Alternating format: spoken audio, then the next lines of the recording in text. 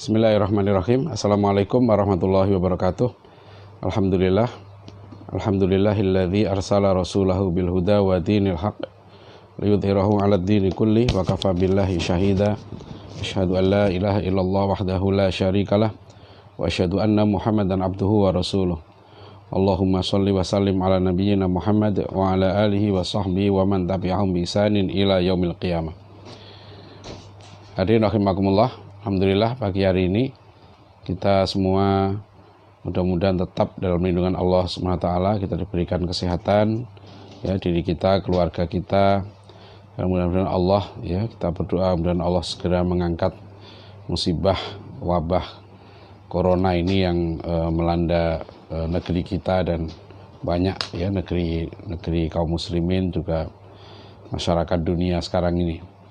Ini tentu kita yakin bahwa ini ujian dari Allah, ya, mungkin juga ini teguran dari Allah, ya, agar kita betul-betul melakukan introspeksi, ya, mengevaluasi, ya, amal ibadah kita, kegiatan kita, dan berbagai hal, ya, perjuangan kita. Nah, pagi hari ini minta maaf saya memanfaatkan waktu yang sangat singkat, ya, karena baru kemarin muncul ide gitu, ya, memanfaatkan momentum, ya, 112 tahun hari lahirnya Pak Natsir ini. Jadi tokoh yang insya Allah kita semua sudah mengenal beliau, ya, kehebatan beliau, perjuangan beliau, dan terutama nanti adalah keteladanan, ya. Pak Natsir itu lahir di Sumatera Barat pada 17 Juli 1908, ya. Dan sekarang ini hari ini 17 Juli 2020, jadi 112 tahun yang lalu. Nah, saya bersyukur sempat, ya, di antara tokoh yang saya sudah baca sejak saya SMP atau mungkin SD juga. Karena ayah saya di kampung di Desa Kuncen, Padangan, Bojonegoro itu seorang guru SD berlangganan majalah Panji Masyarakat dan Al Muslimun. Jadi sejak kecil saya sudah membaca kisah-kisah tentang Pak Natsir, ya, terutama Buya Hamka. Jadi saya mengenal Buya Hamka dan mengagumi pemikiran-pemikiran beliau dari sejak saya SMP. Saya masih ingat tulisan misalnya Abu Jihan atau sekarang dikenal dengan Babi Ridwan Saidi itu, ya, 5 Juli yang lalu kami sama-sama diundang diskusi di Mahutama Masyarakat Hukum Tata Negara Muhammadiyah, membahas tentang dekret presiden 5 Juli tahun 59. Itu ada beberapa profesor juga dan Pak Ridwan Saidi di situ. Saya ingatkan Bang Ridwan bahwa apa yang saya sampaikan ini sudah saya baca, ya, tulisan Bang Ridwan itu dari sejak saya SMP tahun 77 saya masuk SMP itu, selesai tahun 81. Nah, Buya Hamka itu saya tidak sempat jumpa karena Buya Hamka meninggal tahun 81, ya. Jadi ketika saya kelas 1 SMA, saya tinggal di Pondok Pesantren Ar-Rasyid di Kendal, Bojonegoro. Nah, ketika itu saya mendengar, ya, Buya Hamka itu wafat, dan beberapa hari kalau nggak salah, ya, sebelum Buya Hamka wafat itu saya sudah membaca tulisan beliau yang terakhir, ya, di rubrik Dari Hati ke Hati majalah Panji Masyarakat. Itu kelas 1 SMA, ya, tahun 84 saya lulus SMA, saya masuk ke IPB Bogor. Nah, disitulah saya 84 itu, ya, itu saya sudah mengenal, makin kenal dekat dengan sosok Pak Natsir, ya, terutama dari seorang tokoh waktu itu sangat dekat dengan Pak Natsir yang tinggal di Bogor, ya, namanya Pak Hardi M. Arifin. Pak Hardi Arifin ini saya dengar waktu itu beliau sesprinya Pak Natsir, jadi saya masih mahasiswa tingkat 2 mungkin, ya. Itu beberapa kali kalau dulu nyari informasi politik, gitu, ya, informasi tentang perkembangan negara kita, itu saya diajak oleh Ketua Senat Fakultas Kedokteran Hewan, ya, Mas Fatul Hidayat, ke rumah Pak Hardi Arifin ini. ya. Nah sekarang alhamdulillah saya bersama Pak Hardi M. Arifin ini, beliau umurnya udah lebih dari 70 tahun, alhamdulillah masih sehat ya. Kami sama-sama sekarang ini di pembina ya, Badan Pembina Dewan Dakwah Islamiyah Indonesia. Jadi saya banyak belajar masalah politik ya, itu dari Pak M. Hardi Arifin ini yang sangat dekat dengan Pak Natsir. Jadi saya banyak dapat cerita dari situ. Nah, kira-kira tahun 86 itulah saya pertama kali berjumpa langsung dengan Pak Natsir di kediaman beliau ya, di Jalan Cokro Aminoto itu, ke rumahnya. Kemudian setelah itu sempat ketemu beberapa kali di Dewan Dakwah. Dan bayangkan aja saya seorang mahasiswa ya, tingkat 1, tingkat 2 itu sudah mendengar cerita kehebatan Pak Natsir, dan juga kemudian sempat bertemu. Jadi saya sangat bersyukur gitu. Kemudian tahun 87 ya, momentum yang saya ingat betul, saya masuk, saya 88 enggak saya. Tapi itu tahun 87 saya menghadiri peresmian pembukaan Pondok Pesantren Ulil Albab, yang nanti saya masuk juga di Pesantren Ulil Albab, pesantren mahasiswa di UIK Bogor, yang sekarang saya mengajar di situ. Nah, yang membuka waktu itu adalah Pak Natsir itu ya, dan saya bersempat hadir di situ. Berapa waktu kemudian saya masuk ke Ulil Albab, pesantren Ulil Albab juga. Nah, kemudian saya mengenal lagi Pak Natsir gitu ya. Itu momentum yang saya ingat ya, ketika beliau wafat tahun 93 ya. Waktu itulah saya sudah menjadi wartawan di Harian Republika. Nah, dan saya sempat khusus menulis satu artikel atau satu berita tentang meninggalnya Pak Natsir tahun 93 itu. Jadi alhamdulillah ya, saya sempat mendengarkan ceramah-ceramah Pak Natsir gitu ya, membaca buku beliau gitu. Tapi terus terang saja gitu ya, bacaan saya puluhan tahun yang lalu gitu dengan bacaan saya terhadap Pak Natsir sekarang ini jauh berbeda gitu ya. Jadi buku kita bisa melihat ya, bagaimana sih kehebatan Pak Natsir. Kita bisa melihat contoh dari buku ini aja ya, buku Kapita Selecta. Ini menunjuk, artinya tema-tema terpilih. Ini kumpulan tulisan Pak Natsir ya, kumpulan artikel Pak Natsir yang ditulis terutama tahun 30-an. Kita akan melihat ya seorang sosok Muhammad Natsir di tahun 30-an ya, di tahun 20-an. Pak Natsir kan lahir 1908. Jadi di usia 20-an tahun ya, kalau kita baca artikel ini kan tanggalnya itu misalnya pedoman masyarakat ya tahun 37, tahun 34 ya, ini masih itu Pak Natsir sudah tahun 36 sudah menulis artikel-artikel yang sangat berbobot ya, untuk ukuran sekarang ini tidak mudah ya. Beliau kan lulusan SMA saja, jadi pendidikan umumnya ya pendidikan sekolah Belanda, dan zaman itu sangat susah ya, bisa masuk ke sekolah Belanda bagi anak pegawai rendahan gitu ya, seperti Pak Natsir ini, itu sangat susah. Yang waktu itu bisa masuk sekolah Belanda seperti kalau SD-nya HIS ya, SMP-nya Mulo, SMA-nya AMS gitu, itu hanya orang-orang elit ya, mana anak bupati ya, kalangan-kalangan bangsawan lah gitu. Dan Pak Natsir ini istimewa, dia bisa masuk, berarti dia punya kecerdasan yang diakui ya, sangat tinggi. Nah, riwayat pendidikan Pak Natsir menarik karena sejak kecil Pak Natsir itu ya seperti anak-anak Sumatera Barat rata-rata ya, mereka ngaji di Suro ya, ngaji agama dengan tekun ya, mengaji bahasa Arab itu di Suro itu ya. Nah, Pak Natsir ini kita lihat ya, misalnya ya, tahun ini saya bacakan artikel beliau tahun 36 ya, berarti umurnya berapa? 28 tahun. Beliau sudah menulis artikel berjudul Islam dan Kebudayaan. Dan nanti nggak heran karena beliau umur 20-an tahun juga sudah berdebat dengan pendeta ya, ketika masih duduk di bangku SMA. Ya, nah beliau menulis tentang Ibnu Miskaweh ya. Ini tahun 37 ya, menulis tentang artikel tentang Ibnu Sina. Itu tahun berapa ini? Ya, 37 juga ya. Kemudian tentang Al-Farabi ya, tahun 37. Kemudian tentang Imam Al-Ghazali. Nah, ini yang menarik.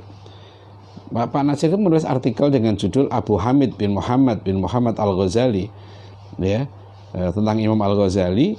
Itu artikel beliau tulis di Pedoman Masyarakat tahun 37, jadi di umur 29 tahun. Nah, pendidikannya SMA gitu ya, menulis seperti itu. Tapi lihat referensinya. Ya, beliau menulis referensi dari berbagai bahasa Arab, bahasa Belanda, ya, bahasa Inggris. Ya. Nah, yang sangat penting di sini gitu ya, ada satu subbab gitu ya, judul Al-Ghazali dan David Hume. Al-Ghazali dan David Hume. Ya, David Hume ini filosof besar ya di Inggris. Saya pernah ke kampusnya di Edinburgh University. Ini termasuk kalau di kampus Edinburgh University itu ada 2 alumni di semacam di apa ya, ruang tamunya gitu ya. Itu ada 2 alumni yang dibanggakan ya. Alumni Edinburgh University di Inggris itu. Satu namanya David Hume ini ya. Dia dianggap filosof ya, besar Inggris. Yang kedua adalah Charles Darwin. Ya, itu alumni dari Edinburgh University. Nah, Pak Natsir itu mengatakan begini, bahwa pemikiran David Hume ya itu sudah didahului Imam Al-Ghazali 700 tahun yang sebelumnya. Ya, jadi dan Pak Natsir sudah membahas tentang teori kausalitas. Nah, ini Direktur INSIS ya, sahabat kami di INSIS, Dr. Hamid Fahmi Zarkasi, disertasi doktornya tentang teori kausalitas Imam Al-Ghazali. Ya, itu beliau lulus tahun 2005. Jadi kita bayangkan ya, Dr. Hamid Fahmi Zarkasi ya mengupas teori kausalitas Al-Ghazali tahun 2005 lulus ya di ISTEK. Nah, Pak Natsir tahun 1937 sudah memang bukan dalam bentuk disertasi, tapi beliau sudah menguraikan masalah itu. Ya, yang diberi judul bahasa Belandanya begini, Kausaliteitsleer ya. Jadi yang dimaksud dengan Kausaliteitsleer itu ialah kaidah tentang hubungan sebab dengan musabab. Ya, kaidah itu menjawab pertanyaan, bila mana timbul 2 hal, apakah syaratnya, maka boleh kita menetapkan bahwa yang satu menjadi sebab bagi yang lain. Nah, ini jadi ahli fikir barat, kata Pak Natsir, berpendapat bahwa David Hume lah yang mula-mula sekali mengupas masalah ini. Nah, tetapi Pak Natsir mengatakan enggak begitu. Ya, bukan David Hume yang memulai ini, ya. Sebetulnya yang mulai ini adalah Imam Al-Ghazali. Bahkan Pak Natsir itu mengutip loh kata-kata Imam Al-Ghazali itu. Beliau katakan, marilah kita dengarkan sedikit kesimpulan perkataan Imam Hujjatul Islam ya tentang itu sebagai contoh. Ya, dan seterusnya dikata-kata Imam Al-Ghazali. Nah, coba bayang, Pak Natsir itu lulusan SMA ya, umur 29 tahun gitu ya, sudah menulis tentang satu masalah yang menjadi perbincangan para filosof ya. Jadi ini menunjukkan ya cuma kita nanti tidak tahu Pak Natsir ini membaca di mana, memang di SMA Belanda kalau kita lihat ya. Ini kita bicara latar belakang pendidikan Pak Natsir ya. Di SMA Belanda itu beliau katakan, kalau saya mau ujian katanya, satu mata pelajaran, saya diwajibkan membaca 36 buku dalam beberapa bahasa. Jadi waktu itu orang bisa masuk ke SMA Belanda ya, Algemene Middelbare School itu, sekolah SMA itu luar biasa. Ya, itu contohnya Pak Natsir ini. Nah, tetapi nanti ya, saya membahas dulu nih bagaimana kehebatan, kenapa Pak Natsir ini gitu ya. Itu beliau nanti begitu hebat pemikirannya. Jadi di usia 20-an tahun lah dia sudah menulis masalah-masalah seperti ini. Ya. Dan sebagainya itu bisa dibaca. Ini beberapa jilid, sekarang 3 jilid ya, Kapitas Lex. Ini kumpulan tulisan Pak Natsir. Jadi kita bisa membaca seorang itu kehebatan pemikirannya dari tulisan-tulisannya ya. Ini kehebatan beliau ini. Ya, beliau menulis ya di usia yang sangat belia, sudah aktif menulis itu. Nah, oke, satu itu ya. Jadi Pak Natsir itu ini keilmuannya. Kemudian apa kehebatan Pak Natsir lagi kalau kita sekarang membahas ya sosok beliau ini adalah kepribadiannya. Ya. Saya tentu sangat singkat ya berjumpa dengan Pak Natsir, tapi saya mendengar alhamdulillah dari banyak orang-orang dekatnya Pak Natsir, ya, seperti Pak M. Hardi Arifin, Bapak Abdul Wahid Alwi, ya, kemudian Pak siapa di Dewan Dakwah sekarang ini, ya, Pak M. Saifuddin, Profesor Didin Hafiduddin, ya, siapa lagi, banyak teman-teman, Ustadz Syuhada Bahri, ya, termasuk Pak Lukman Hakim ini yang beliau menulis biografi Pak Natsir ini. Lukman Hakim ini, ya, beliau seorang penulis, seorang aktivis dakwah yang lama bergaul dengan Pak Natsir. Jadi saya banyak mendapatkan pemahaman Pak Natsir itu jadi orang-orang dekat. Teman ini dengan Pak Kiai, Pak Khalil Badawi, ya, Ketua Umum Dewan Dakwah, Pak Husain Umar, Ketua Umum Dewan Dakwah. Ya, sekarang alhamdulillah saya dari tahun 2005 pernah diminta menjadi salah satu ketua Dewan Dakwah, dan sekarang di Badan Pembina Dewan Dakwah. Yang saya syukuri adalah saya betul-betul mengenal, ya, dari dekat, ya, kepribadian sosok, ya, seorang Muhammad Natsir itu dari cerita-cerita para orang dekatnya ini. Ya, bagaimana misalnya Pak Natsir itu betul-betul, ya, itu bisa dicontoh, ya, orang yang konsisten, ya, kesederhanaannya. Misalnya beliau jelas, ya, Pak Natsir itu dipercaya untuk mengelola dana yang zaman itu luar biasa, miliaran. Tapi bagaimana beliau itu hidupnya sangat sederhana dari situ, ya, bahkan rumahnya pun terjual. Ya, ini mudah-mudahan harapan saya rumah Pak Natsir itu bisa dibeli kembali mudah-mudahan, ya, di Jalan Jawa dulu, Jalan Cokro Aminoto itu rumah yang bersejarah, ya, karena saya dulu pernah waktu saya masih mahasiswa sempat diajak ke rumah Pak Natsir ini, ya. Jadi banyak cerita yang menarik tentang kepribadian Pak Natsir, bagaimana kesabaran beliau, ya, menerima orang dari berbagai lapisan masyarakat, ya, konsistensi, ya, keilmuannya. Jadi pertama kehebatan dari keilmuan, ya, kemudian kepribadian beliau. Yang ketiga adalah tentu ada di perjuangan. Ya, perjuangan Pak Natsir ini yang luar biasa adalah di berbagai bidang, ya, di berbagai bidang kehidupan, ya, dalam politik, ya, beliau pernah menjadi Perdana Menteri, Menteri Penerangan, ya, kemudian menjadi anggota parlemen, anggota konstituante dan sebagainya. Kemudian di bidang pendidikan nanti kita bahas, ya, sosok Pak Natsir, kiprahnya fenomenal, mulai beliau menjadi guru, ya, guru tanpa dibayar, sampai nanti beliau merintis pendirian Universitas Islam yang pertama di Indonesia, ya. Dan itu yang menarik adalah ketika Pak Natsir menginginkan, ya, perlunya satu universitas Islam, itu beliau tulis dalam sebuah artikel, ya. Artikel itu kalau di Kapitas Rekta ini judulnya Sekolah Tinggi Islam, itu ditulis pada tahun 38, ya. Di artikel Sekolah Tinggi ini nanti berdirinya Universitas Islam yang pertama di Indonesia, bahkan bukan hanya Islam, universitas swasta pertama di Indonesia, ya, itu sudah ditulis Pak Natsir di majalah Panji Islam dan Bermasyarakat tahun 38. Yang sekarang universitas swasta terbaik di Indonesia dari versinya Dikti, ya, versinya Kementerian Pendidikan, itu tahun lalu ranking 17, ya, di Indonesia. Itu Universitas Islam Indonesia di Yogyakarta itu. Nah, dulunya itu bernama Sekolah Tinggi Islam. Nah, ide yang tertulis kalau kita lacak siapa yang mengide itu muncul, itu dari Muhammad Natsir tahun 38. Jadi STI yang nanti menjadi UII, ya, itu diresmikan, ya, tanggal 8 Juli 1945. Jadi 41 hari sebelum kemerdekaan Indonesia. Jadi ingat, ya, Universitas Islam. Jadi Universitas Islam Indonesia itu berdiri 41 hari sebelum kemerdekaan Indonesia. Dan itu kita bisa baca ide itu dari tulisan Pak Natsir tahun 38. Jadi berapa tahun itu? 7 tahun sebelumnya, ya, bulan Juni. Jadi 7 tahun sebelum berdirinya universitas swasta, Universitas Islam pertama di Indonesia, ya, itu Pak Natsir sudah nulis artikel judulnya ini, lihat, Sekolah Tinggi Islam, ya, Sekolah Tinggi Islam. Ini coba sangat visioner, ya. 37 tahun berapa umur Pak Natsir? Ya, 29 tahun.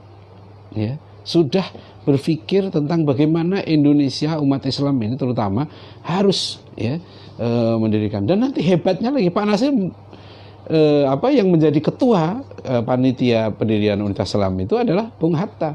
Pak Nasir wakilnya, sekretarisnya Pak Prawoto Mangku Sasmito, beliau adalah ketua umum Masyumi yang terakhir ya sebelum dibubarkan.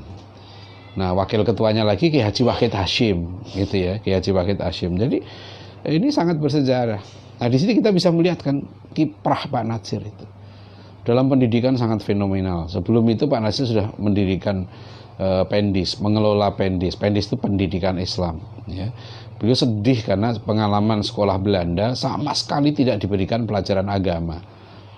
Dan nanti Pak Nasir gitu ya, kiprah yang sangat fenomenal dalam pendidikan ini, beliau tidak melanjutkan kuliah meskipun mendapat tawaran beasiswa.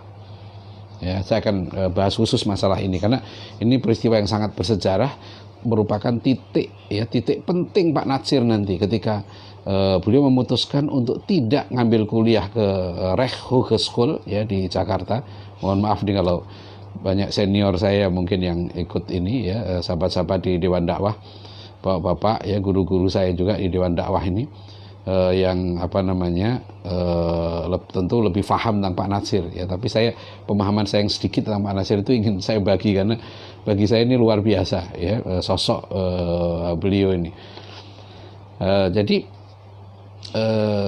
tadi saya cerita tentang Pak Nasir itu ya, titik baliknya di situ nanti itu. Bagaimana beliau tidak ngambil kesempatan untuk dapat beasiswa di Recht Hogeschool. Jadi Bapak Ibu saudara sekalian ya, ternyata ya ini memang manusia ya. Indonesia itu dijajah oleh Belanda ya, penjajah ini. Tapi Belanda itu kan memang lebih maju dari kita dari segi peradaban, terutama dari segi sains dan teknologi. Akibatnya apa? Akibatnya ya orang-orang kita itu, masyarakat kita waktu itu memandang Belanda itu sebagai peradaban agung, peradaban tinggi. Itu yang dibilang oleh Ibnu Khaldun, al-maghlub mulaun abadan tidak bil ghalib. Biasanya pihak yang kalah gitu ya, kita yang terjajah gitu ya, itu cenderung mengikuti ya pihak yang menang gitu. Ya, jadi yang menang waktu itu siapa? Belanda, Barat gitu kan. Ya sudah, orang waktu itu ya bangga berbahasa Belanda. Waktu itu orang dianggap hebat kalau sekolah di sekolah Belanda.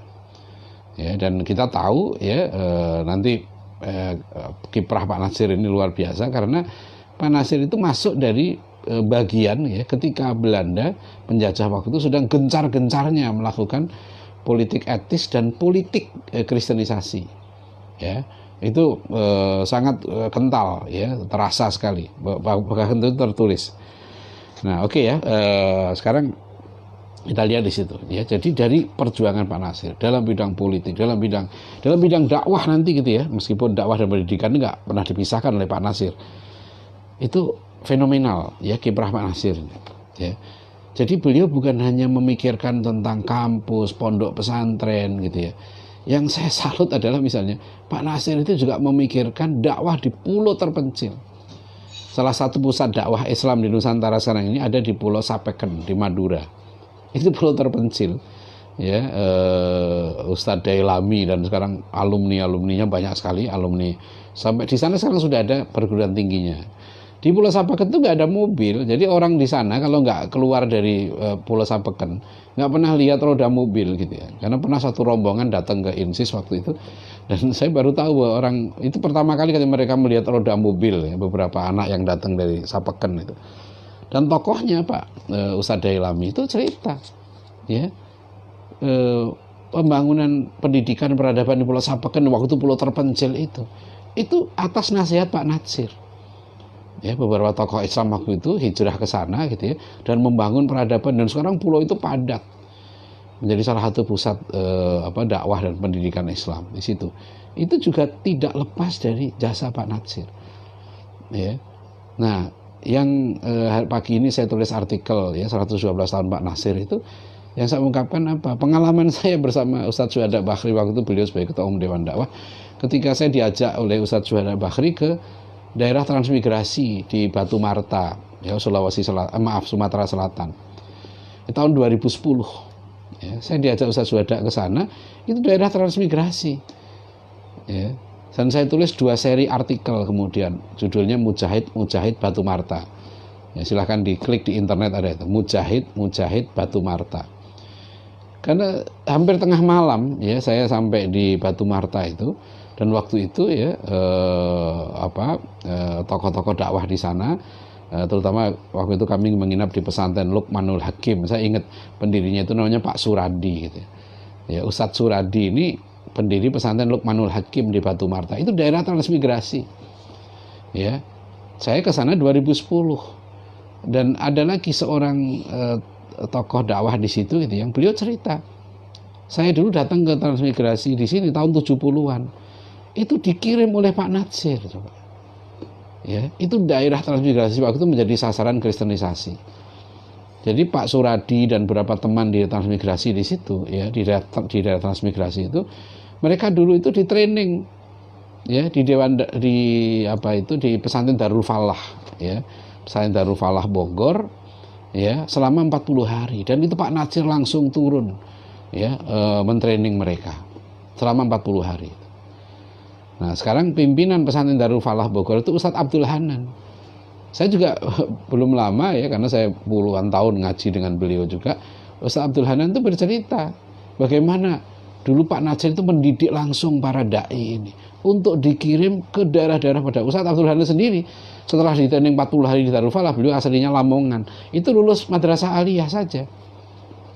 Ustadz Abdul Hanan itu dikirim kemana? Ke perbatasan Kalimantan Utara sana. Beliau bilang, saya betul-betul dikirim di tengah hutan gitu. Lulus aliyah itu. Ya. Jadi dari situlah mereka mengembangkan dakwah. Ya. Jadi yang saya kagum waktu saya ke Batu Marta itu, sampai saya menulis artikel saya itu di atas jam 12 malam. Saya baru tidur hampir jam 3 pagi. Ya, menulis artikel. Kan sangat menarik, saya dapat cerita. Hebat sekali ini ya. Visinya Pak Natsir itu. Beliau peduli sampai ke tengah hutan gitu, difikirkan gitu ya. Dan seorang tokoh internasional gitu ya, yang nanti beliau dapat penghargaan dari King Faisal sebagai tokoh dakwah ya, bersama ulama besar India itu Syekh Abdul Hasan Ali An-Nadwi. Ya, itu ada video yang saya dikirim itu, bagaimana pidato Pak Natsir waktu mendapat penghargaan di Mekah itu. Ya, itu pidato beliau luar biasa. Ya, artinya itulah penghargaan gitu ya, dunia internasional ya terhadap seorang Muhammad Natsir ini, diakui dunia. Jadi seorang tokoh internasional diakui dunia, mikirnya ya mulai dari masalah pesantren, kampus, ya politik segala macam, sampai ke urusan dakwah di tengah hutan itu, sampai dakwah di pulau terpencil itu. Nah sekarang alhamdulillah dakwah Islamiyah Indonesia ya melanjutkan ya perjuangan Pak Natsir ini ya, setiap tahun sekarang sudah berdiri namanya STID Muhammad Natsir ya, Sekolah Tinggi Ilmu Dakwah Muhammad Natsir. Setiap tahun sekitar 100 orang ya, kita meluluskan sekitar 100 orang sarjana dakwah tingkat S1, dan itu dikirim ya ke daerah-daerah terpencil itu. Mereka bahkan sebelum itu pun mereka sudah harus praktek dakwah ya, itu alhamdulillah nih ya. Jadi perjuangan Pak Natsir itu tidak berhenti ya. Ini yang hebat nanti itu. Sebab kalau seorang tokoh gitu ya, yang hebat itu adalah ketika pemikirannya, kiprahnya, perjuangannya itu dilanjutkan terus menerus. Nah ini salah satu contoh ya, bagaimana kehebatan Pak Natsir itu adalah pada sosok perjuangan beliau ya. Nanti kalau kita lihat Pak Natsir itu bukan hanya mikir begitu kan, beliau bahkan sampai mengorbankan dirinya ya. Nah, terutama misalnya kisah di politik ya, Pak Natsir bersama Jenderal HR Darsono, waktu Legend Purnawirawan Ali Sadikin ya, mendirikan yang namanya Petisi 50 yang mengkritik ya kebijakan yang dinilai ya otoriter ya, oleh pemerintah Orde Baru waktu itu. Dan akibat itulah kemudian ya aktivitas dakwah menurut Ustadz Juanda Bahri ya di daerah-daerah itu dihambat ya, karena Pak Natsir dianggap sebagai tokoh oposisi. Beliau dicekal ya, dilarang ke luar negeri ya. Nah tapi akhirnya ya tokoh yang mencekal Pak Natsir dan kawan-kawan ini gitu ya, namanya apa Laksamana pun Sudomo waktu itu kan. Saya waktu itu sudah jadi wartawan. Jadi saya beberapa kali mengikuti apa namanya konferensi pers tentang petisi 50 ini di kediaman Sudomo, Pak. Di kediaman Ali Sadikin terutama. Saya punya pengalaman khusus di situ. Ya, pernah wawancara khusus dengan Pak Ali Sadikin. Nah, akhirnya yang unik itu Pak Sudomo itu malah masuk Islam terakhir gitu ya. Nah, itu tuh kisah lain. Jadi Bapak Ibu hadirin sekalian ya, itu perjuangan Pak Natsir ya. Jadi, nah kita melihat sosok yang hebat begini. Nah, ini yang penting sekarang ya, kita masuk bagian yang penting lagi. Apa itu? Yaitu banyak orang berpikir mungkin ya Pak Natsir itu produk zaman ya. Ya sudah, sosok Pak Natsir itu nggak bisa dihasilkan lagi gitu ya. Itu produk zamannya. Ya, pendidikannya sejak kecil begini ya, apa namanya, kemudian aktivitas semangatnya mencari ilmu luar biasa gitu ya. Nah, masih bisa. Jadi maaf ya, terhenti sebentar. Jadi sosok Pak Natsir ini ada yang mengatakan ya sudah itu nggak bisa diproduksi lagi. Nah, saya beda pendapat di situ ya. Menurut saya Pak Natsir itu adalah produk pendidikan. Ya, jadi mengapa apa namanya bangsa kita gitu ya, umat Islam Indonesia khususnya pernah melahirkan ya seorang tokoh hebat seperti Muhammad Natsir ini. Ya, sosok Muhammad Natsir ini dan siapapun juga gitu ya, nanti Buya Hamka dan sebagainya, itu lahir dari satu proses pendidikan. Jadi kalau kita mau menelaah ya, Bapak Ibu sekalian ya, kehebatan seorang tokoh itu, yang penting juga harus kita adalah proses pendidikannya. Kok bisa ya dia menjadi seperti itu? Sekarang misalnya kita bicara tentang Masjid Hagia Sophia ya kan, yang alhamdulillah kan sudah sekarang kembali menjadi masjid. Itu nggak bisa lepas dari sosok Muhammad Al-Fatih gitu. Nah, Muhammad Al-Fatih menjadi sosok seperti itu ya. Jangan berhenti di Muhammad Al-Fatih. Lihat prosesnya ya. Beliau menjadi khalifah ya, menjadi kepala negara yang begitu besar, sebuah kekaisaran besar yang menguasai begitu luas ya, kekuatan superpower lah Turki Utsmani itu ya. Itu di umur 22 tahun. Nah, Muhammad Al-Fatih menjadi tokoh hebat itu nggak lepas dari proses pendidikan. Nah, bagaimana kita memahami itu ya? Kalau Syekh Az-Zarnuji ya dalam kitab Ta'limul Muta'allim itu menekankan ya, kunci sukses pendidikan itu terletak pada tiga orang ya,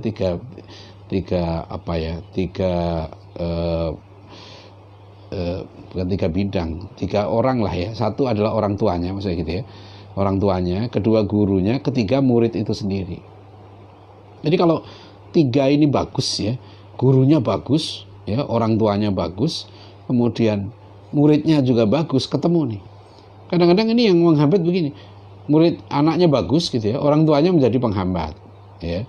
Orang anaknya cita-citanya menjadi pejuang, menjadi ulama, nah orang tuanya pengen anaknya jadi orang kaya, jadi orang keren gitu kan, jadi begitu. Nah, kadang-kadang nggak ketemu di situ ya. Dia anaknya bagus, orang tuanya bagus, pengennya jadi orang hebat, bagus gitu, ketemu guru yang salah, dia salah cari guru. Nah, ini juga nggak kena ya. Nah, Pak Natsir menjadi tokoh hebat itu karena tiga ini ketemu ya. Pak Natsir cerita kan di beberapa wawancara, Pak Natsir itu cerita ada tiga guru utama yang membentuk berpikir beliau itu ya. Satu namanya Ahsan ya, Ahmad Hasan itu ya, tokoh Persatuan Islam. Kemudian yang kedua adalah Haji Agus Salim, dan yang ketiga adalah Syekh Ahmad Surkati. Ya, Ahmad Surkati ini seorang ulama terkenal gitu kan. Waktu itu beliau asal Sudan tapi sudah mengajar di Mekah. Syekh Surkati kemudian mendirikan perguruan Al-Irsyad Al-Islamiyah itu di negeri kita ini. Nah, Syekh Surkati itu, bayangan kehebatan Syekh Surkati ya. Tahun 1914 Syekh Surkati sudah mendirikan sekolah Al-Irsyad di Surabaya. Sekarang masih ada sekolahnya, 1914. Jadi itu kan Pak Natsir umur berapa? Baru 6 tahun ya kan. Syekh Ahmad Surkati sudah mendirikan. Nah, salah satu murid terkenal Syekh Surkati adalah Profesor H.M. Rashidi. Menteri Agama Indonesia yang pertama, gitu ya, cendekiawan Muslim pertama yang menjadi guru besar di McGill University, itu Profesor H.M. Rashidi. Itu kehebatan saya surkati, gitu ya. Nah, kemudian Haji Agus Salim, kita nggak usah tanya kehebatan beliau. Haji Agus Salim ini fenomenal, ya, guru bangsa, dan bahkan nanti tokoh besar gurunya Bung Karno, yaitu Haji Umar Said Cokro Aminoto, di mana Bung Karno itu sudah nyantri di rumah Cokro Aminoto umur 15 tahun. Ya, Bung Karno ceritanya kan waktu Muktamar Muhammadiyah tahun 62 ya di Senayan, Bung Karno pidato. Nah, dalam pidato itu Bung Karno mengatakan, ya, bercerita, saya umur 15 tahun waktu itu tinggal di rumah Haji Umar Said Cokro Aminoto. Ya. Saya pertama kali mendengar ceramah Kiai Haji Ahmad Dahlan. Ya, Kiai Haji Ahmad Dahlan. Dan disitulah katanya, kata Bung Karno, sejak itu saya ngintil Kiai Dahlan. Jadi Bung Karno itu dia cerita gitu kan, makanya memahami sosok Bung Karno ini juga perlu berhati-hati ya, karena Bung Karno ini seorang pemikir, seorang politisi juga. Jadi nanti kalau membaca misalnya pemikiran Bung Karno tentang Pancasila, jangan hanya baca 1 Juni, ya, baca juga waktu 22 Juni, ya, baca juga waktu 18 Agustus, dan nanti terutama ujungnya dekret presiden 5 Juli tahun 59. Dan juga nanti ya, pidato Bung Karno 22 Juni tahun 65. Itu Bung Karno menghadiri peringatan hari lahirnya Piagam Jakarta. Itu ada pidato Bung Karno yang penting di situ. Jadi kalau mau misal Bung Karno kan begini, waktu dia berpikir ingin menyatukan semua. Nah, itulah yang nanti banyak dikritik oleh tokoh-tokoh Islam. Bung Karno nggak bisa menyatukan antara agama dengan komunis, ya, dan Sakom itu. Bung Karno masih berpikir ya komunis itu kekuatan real di Indonesia, disatukan, ya, disatukan dengan agama, nggak bisa. Ya, wong ini ateis kok, ya, ini anti Tuhan, ini bahkan anti agama, nggak bisa. Ya, itu yang pemikiran Bung Karno di bidang inilah yang nanti dikritik besar dan telah menimbulkan dampak yang besar itu. Ya, bagi negeri kita. Jadi kita sebagai bangsa sudah sepakat komunisme nggak bisa dihidupkan di sini, gitu. Telah membawa tragedi besar. Nah, makanya ditetapkanlah TAP MPRS, ya kan, nomor 26 tahun 60 tahun berapa itu 66. Itu penting TAP MPRS. Kenapa HIP itu ribut begitu? Karena TAP MPRS ini sebetulnya satu kesepakatan dari bangsa kita tidak menerima komunisme, gitu loh. Itu penting, seperti bangsa Jerman tidak bisa menerima nazisme, gitu ya. Jadi itu harus dicantumkan. Jangan itu sudah konsensus nasional kita. Nah, saya mau cerita tadi Bung Karno untuk memahami ya kehebatan Haji Agus Salim. Jadi bayangkan saja Bung Karno itu, gitu ya, itu muridnya Haji Umar Said Cokro Aminoto. Bung Karno itu juga pengagum Kiai Dahlan sejak umur 15 tahun. Bahkan kata Bung Karno, kan saya ngintil ya Kiai Dahlan itu. Nah, Bung Karno itulah termasuk pengagumnya Haji Agus Salim. Ya. Dan juga Haji Umar Said Cokro Aminoto, ya. Nah, siapa Haji Agus Salim? Haji Agus Salim. Haji Agus Salim itu saking pinternya Haji Agus Salim itu ya, orang pribumi yang sangat pinter. Itu sampai saya lupa seorang guru Belanda itu yang kagum dengan Agus Salim ini, gitu ya. Akhirnya dididik sendiri, ya. Dan umur 20 tahun, ya, Haji Agus Salim itu sudah diangkat sebagai pegawai konsul di Jeddah. Konsul Belanda di Jeddah. Ingat ya, jangan digambarkan seperti sekarang. Orang pribumi umur 20 tahun diangkat sebagai semacam staf konsul di Jeddah itu. Itu luar biasa itu. Haji Agus Salim itu, dan siapa Haji Agus Salim itu? Haji Agus Salim adalah keponakan dari Syekh Ahmad Khatib Al-Minangkabawi. Siapa Syekh Ahmad Khatib Al-Minangkabawi? Syekh Ahmad Khatib Al-Minangkabawi adalah ulama besar, ya, ulama asal Indonesia yang menjadi guru, ya, banyak ulama dunia karena beliau bermukim di Mekah. Nah, jadi Syekh Ahmad Khatib Al-Minangkabawi itu adalah guru dari Kiai Haji Ahmad Dahlan dan guru dari Kiai Haji Hasyim Asy'ari, gitu. Nah, Haji Agus Salim adalah ponakannya Syekh Ahmad Khatib Al-Minangkabawi. Nah, waktu 5 tahun beliau di Mekah ya, di Jeddah di konsulat Belanda itu, Haji Agus Salim itu rutin ya ngaji dengan ulama-ulama di Mekah, termasuk pada pamannya sendiri ini. Maka jangan heran nanti Haji Agus Salim ini menjadi rujukan ya dari para tokoh kita ya, sampai seorang Muhammad Natsir mengatakan ya, orang yang termasuk membentuk kepribadian beliau ini ada Haji Agus Salim. Terutama ketika Pak Natsir di usia 20-30-an, Pak Natsir itu sudah memimpin Jong Islami Tenbon ya di Bandung. Nah, Haji Agus Salim waktu itu sebagai mentornya, sebagai mentornya Pak Natsir ini. Nah, ada cerita menarik ya, bagaimana cara Haji Agus Salim itu mendidik. Kata Pak Natsir, kami anak-anak muda ini gitu ya. Anak muda ini kalau ada masalah kami datang ya kepada tokoh-tokoh salah satunya Tuan Agus Salim ini gitu ya. Nah, waktu kami datang ya, kami ceritakan, kata Pak Natsir ya, masalah kami gitu. Kami ini, dan kami mau minta nasihat gimana cara memecahkan masalah itu. Nah, Haji Agus Salim katanya itu nggak menjawab apa yang ditanya oleh Pak Natsir dan kawan-kawan ini. Tapi dia malah cerita banyak hal, cerita panjang lebar gitu ya, yang ujungnya masalahnya nggak diselesaikan. Akhirnya Pak Natsir tanya, terus bagaimana dengan pertanyaan kami tadi? Masalah kami gimana memecahkannya? Gitu kata Pak Natsir nih. Ini wawancara Pak Natsir dengan, saya baca dengan majalah UMY ya. Itu diterbitkan jadi buku kecil oleh Dewan Dakwah waktu itu. Pernah saya tulis dalam satu artikel. Nah, apa kata Haji Agus Salim ketika ditanya begitu? Loh, itu bukan masalah saya, itu kan masalah kalian, kata Haji Agus Salim. Kok nanya ke saya? Ya kalian pecahkan sendiri. Gitu. Nah, belakangan katanya setelah pulang, Pak Natsir baru sadar. Itulah cara Haji Agus Salim mendidik kami gitu. Ya, mendewasakan kami. Jadi Haji Agus Salim ini gitu ya, itu cara mendidik anak-anak muda ini gitu ya. Itu luar biasa. Mereka tidak langsung, mereka dibimbing gitu ya, untuk bagaimana nanti menjadi pemimpin. Nah, kriteria seorang pemimpin itu adalah cepat dan berani mengambil keputusan. Itu yang penting. Sebab yang namanya pemimpin itu yang penting, yang ditunggu adalah keputusannya, ya, kebijakannya itu. Bismillah. Saya minum dulu ya. Itu Pak Natsir. Kenapa beliau kagum dengan Haji Agus Salim? Bapak Ibu sekalian ya, ada cerita lain.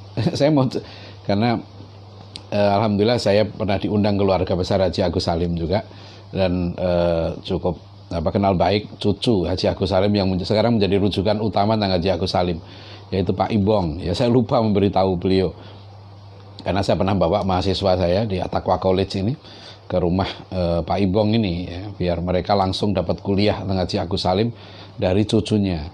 Ya, Pak Ibong ini adalah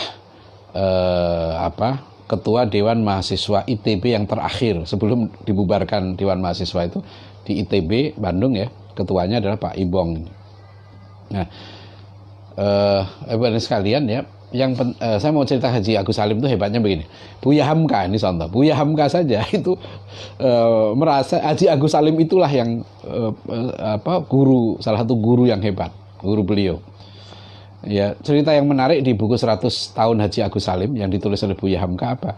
Itu nasihat dari Haji Agus Salim pada Buya Hamka. Buya Hamka ini kan silahkan, ini saya tulis buku bersama Galih ya, mahasiswa saya dulu di Mahat Ali Imam Al-Ghazali di Solo, namanya Galih Setiawan, Pemikiran dan Perjuangan M. Natsir dan Hamka dalam Pendidikan. Ini ada kisah menarik dari Buya Hamka ya. Buya Hamka itu waktu pergi ke Mekah itu nggak bilang sama orang tuanya. Beliau belum setahun di sana gitu ya, ketemu Haji Agus Salim. Waktu Haji Agus Salim dari pegawai konsul di sana, konsul Belanda. Haji Agus Salim nasihati Buya Hamka, kamu jangan lama-lama di sini, disuruh cepat pulang. Ya, malah kamu belajar jadi ulama itu belajar sama ayah kamu. Kan Buya Hamka ini ayahnya seorang ulama besar ya di Sumatera Barat, tapi waktu itu Buya Hamka itu hubungan dengan ayahnya kurang harmonis. Karena umur 12 tahun, ayahnya itu sudah cerai dengan ibunya. Nah, akhirnya Buya Hamka sendiri merasa ayahnya itu seorang yang sangat keras. Sampai beliau ke Mekah pun itu nggak bilang sama ayahnya. Tapi, nah itu, Haji Agus Salim bilang ke Buya Hamka, kamu pulang, banyak yang sana harus dikerjakan, kamu belajar di sana. Nah kata Buya Hamka, saya bersyukur ya menuruti nasihat Haji Agus Salim itu. Ya akhirnya betul-betul Buya Hamka ya kan pulang ke Indonesia itu, beliau kemudian ke Jogja umur 16 tahun. Ya, nah di situ Buya Hamka di Jogja itulah beliau ketemu dengan Haji Umar Said Sokro Aminoto juga. Beliau ikut kajian-kajiannya. Kemudian beliau ikut kajian tafsir di Ketua Muhammadiyah ketika itu, yaitu Ki Bagus Hadi Kusumo. Buya Hamka juga belajar sosiologi kepada Suryo Pranoto. Kemudian beliau 6 bulan setelah itu ya tinggal di rumah kakak iparnya ya Buya Sultan Mansur. Itulah yang nanti menanamkan nilai-nilai akidah ya, nilai keimanan, nilai-nilai perjuangan, nilai-nilai jihad itu dari Buya Sultan Mansur ini, jadi Buya Hamka. Nah, saya mau narik garis tadi itu. Disitulah kehebatan seorang Haji Agus Salim. Ya, kata Buya Hamka, waktu saya ke Sabah, ya, saya ketemu seorang tokgu lah, tuan guru, yang di sana itu waktu satu acara gitu ya, dia disuruh baca doa. Buya Hamka ingat gitu, iya, dulu Haji Agus Salim waktu saya di Mekah itu nyuruh saya pulang, Haji Agus Salim bilang begini, kamu cepat pulang ke Indonesia, karena kalau kamu 20 tahun ya, kamu 20 tahun ke Mekah, di Mekah ini ya, kamu pulang, kamu akan jadi tukang doa. Saya nggak ngerti ya ini karena nggak ada penjelasan di bukunya Haji Agus Salim. Di Buya Hamka juga nggak banyak penjelasannya. Mungkin dugaan saya, Haji Agus Salim itu tahu potensi Buya Hamka ini ya. Nasihat itu mungkin diberikan untuk Buya Hamka saja ya. Ini nanti jangan berarti jangan cari ilmu ke Mekah gitu ya. Bukan begitu. Karena Haji Agus Salim bilang jangan lama-lama di sini gitu loh. Kamu 20 tahun di Mekah ini, kamu pulang, kamu jadi tukang doa. Nah, Buya Hamka ini kisahnya waktu di Sabah itu tanya kepada tuan guru yang baca doa tadi. Tuan berapa lama di Mekah? 20 tahun katanya. Bahkan kata Buya Hamka, kucing katanya ditaruh di Mekah 20 tahun ya, nanti pulang ke Indonesia tetap ngeong. Nah itu nggak ngerti saya. Haji Agus Salim ini ya itu tadi yang kata Pak Natsir ya, kata Buya Hamka, beliau itu seorang guru yang hebat. Bahkan di buku Haji Agus Salim, biografi Haji Agus Salim yang ditulis oleh wartawan senior itu ya, itu ada pengantar dari Bung Hatta. Bung Hatta itu juga cerita waktu Bung Hatta itu sekolah ekonomi atas, kan Bung Hatta itu sekolahnya kalau sebelumnya SMK sekarang ya, dulu itu SEMEA itu sekolah menengah ekonomi atas. Bung Hatta itu cerita dia juga rutin ke rumah Haji Agus Salim. Jadi Haji Agus Salim itu jadi rujukan anak-anak muda gitu ya. Itu kan dari kehebatan Haji Agus Salim. Nah Pak Natsir, saya mau cerita gurunya, kan tadi kita bicara kenapa Pak Natsir jadi tokoh hebat gitu ya, karena Pak Natsir itu punya guru yang hebat. Ya 3 orang ini yang hebat. Syekh Ahmad Surkati tadi kan. Kedua Haji Agus Salim. Haji Agus Salim ini guru Pak Natsir yang kata Pak Natsir hebat itu. Nah contoh itu Buya Hamka sendiri. Nuruti nasihat Haji Agus Salim untuk pulang ke Indonesia. Nah itu ya. Jadi itu kayaknya. Yang ketiga guru Pak Natsir yang hebat siapa? Yang disebut Pak Natsir sendiri nih ya adalah Hasan. Nah inilah yang Tuan Hasan. Ya. Ada mahasiswa UIK sekarang dosen ya di Sekolah Tinggi Agama Islam Persis, Dr. Syarif Hidayat, itu menulis disertasi doktor tentang konsep pendidikan berbasis adabnya Hasan, mengkaji kitabnya Hasan yang belum diterbitkan, masih ketikan tangan ya. Mungkin saya punya mana itu yang kitab Hasan yang Hai Putraku di dalam ya. Nah, itu ada judulnya Hai Putraku. Itu buku Hasan di situ. Ya, ditulis oleh Hasan tahun 1946, masih ketikan tangan, saya dikopikan oleh Dr. Syarif Hidayat itu. Itu cukup menarik kalau kita baca ya. Disitulah kita memahami. Saya paham kemudian setelah baca diktatnya Hasan ini gitu ya. Hasan tuh memang hebat. Wawasannya sangat luas. Nasihat untuk anaknya saja itu ditulis dengan sangat rinci ya. Itu mencakup seluruh bidang ya, mulai dari bidang kesehatan pribadi sampai bela diri, sampai cara menulis yang baik ya, menulis kata-kata yang baik, sampai cara berpolitik itu di situ ada di diktatnya Hasan Hai Putraku itu udah ditulis jadi satu disertasi. Saya setelah baca ini gitu ya, kan Hasan tuh nulis beberapa buku terutama buku pengajaran sholat, ya kan, dan sebagainya itu. Yang menarik di sini ya, yang saya baca juga perdebatan Hasan dengan Bung Karno. Ada kali ya, ada pertanyaan nanti, kalau ada yang bertanya nggak? Ada pertanyaan? Silahkan, mungkin nanti kalau ada yang nanya bisa di Facebook aja, ya di akhir acara ini. Waktunya nggak terasa, saya baru bicara proses pendidikan Pak Natsir nih, ya. Jadi Hasan itu memang guru yang hebat. Jadi situ saya paham mengapa Pak Natsir itu akhirnya memutuskan nggak kuliah ya ke Rijkshogeschool. Pak Natsir itu cita-citanya menjadi Mr. in the Rechten, sarjana hukum. Ya, nah Bapak Ibu hadirin sekalian, bayangkan ya, waktu itu seorang menjadi Mr. in the Rechten, itu dahsyat. Ya, menjadi lulusan SMA saja gajinya itu kalau kita hitung ya, dari buku biografi Pak Natsir yang ditulis oleh Ayub Rashidi, itu saya baru paham lulusan SMA zaman Belanda yang jadi pegawai pemerintah Belanda ya, itu gajinya sekitar 10 sampai 15 juta rupiah sekarang ini. Kalau diukur dengan harga beras 10.000 kilo. Ya, 10.000 per kilo, maaf, 10.000 per kilo ya, per kilogram. Itu gajinya seperti itu. Apalagi jadi Mr. in the Rechten. Itu menjadi orang elit di tengah masyarakat, dan orang tua Pak Natsir juga inginnya itu. Tapi Pak Natsir nanti kemudian mengambil langkah yang luar biasa. Beliau memilih langsung berguru kepada Hasan ini, berguru kepada Haji Agus Salim, berguru kepada Syekh Surkati dan banyak tokoh-tokoh yang lain. Ya, itu kehebatan gurunya Pak Natsir. Ini 3 orang ini. Jadi kalau mau sukses, cari guru yang benar gitu ya, guru yang hebat. Ya, guru yang langsung Pak Natsir berinteraksi dalam kehidupan sehari-hari. Jadi guru bukan sekedar mengajar di situ ya. Pak Natsir itu tahu persis kehidupan sehari-harinya Hasan. Ya, bagaimana kata Pak Natsir kan gini, kapan saja saya datang ke rumah Tuan Hasan, beliau berhenti bekerja. Hasan tuh ulama tapi mandiri. Beliau punya percetakan, beliau juga dagang kain dan sebagainya. Dan kalau dia sibuk di percetakan, Pak Natsir datang, Tuan Hasan kata Pak Natsir menghentikan pekerjaannya itu. Nah, itu kehebatan guru Hasan ini. Nah, Pak Natsir memilih langsung untuk guru. Yang kedua, memang pribadi Pak Natsir yang haus ilmu. Ya, Pak Natsir itu sebagai murid memenuhi kriteria gitu ya. Apa yang dikatakan Imam Asy-Syafi'i itu, syair Imam Syafi'i yang terkenal itu. Lantanal ilma illa bisittatin, dzakain wa hirsin wastibarin wa bulghatin ya, wa irsyadi ustadzin wa tuli zamanin. Nah itu.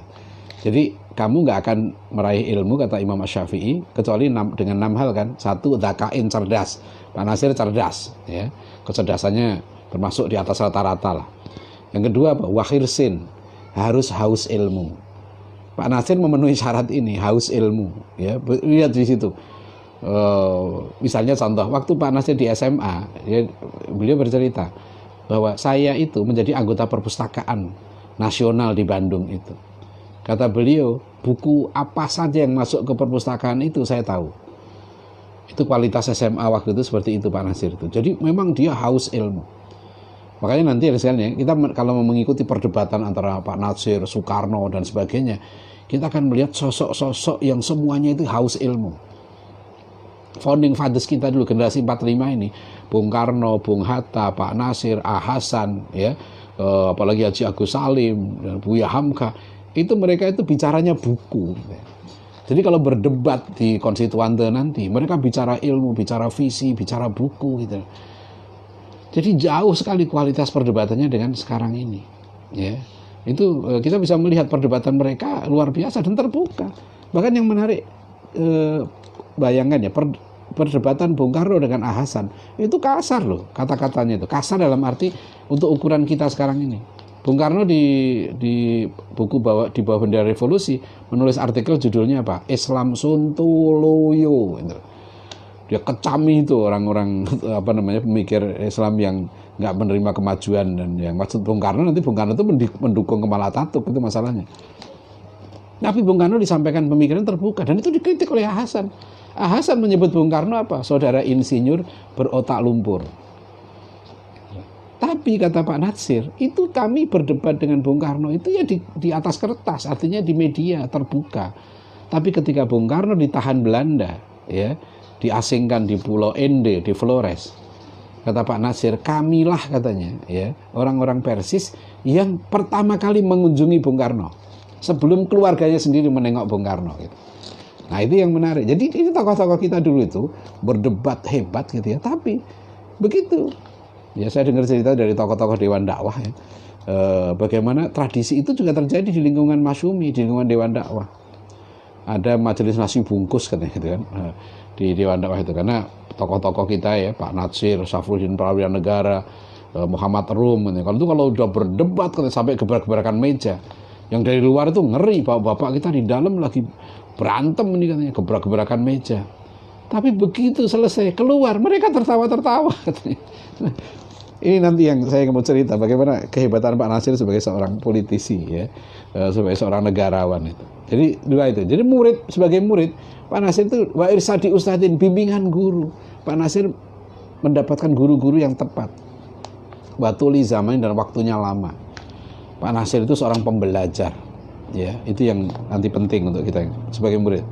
Jadi dan orang tuanya ini yang luar biasa ya. Orang tua Pak Nasir itu pegawai rendahan, ya. Dia ingin anaknya menjadi seorang Mr. in the Rechten, sarjana hukum yang hebat.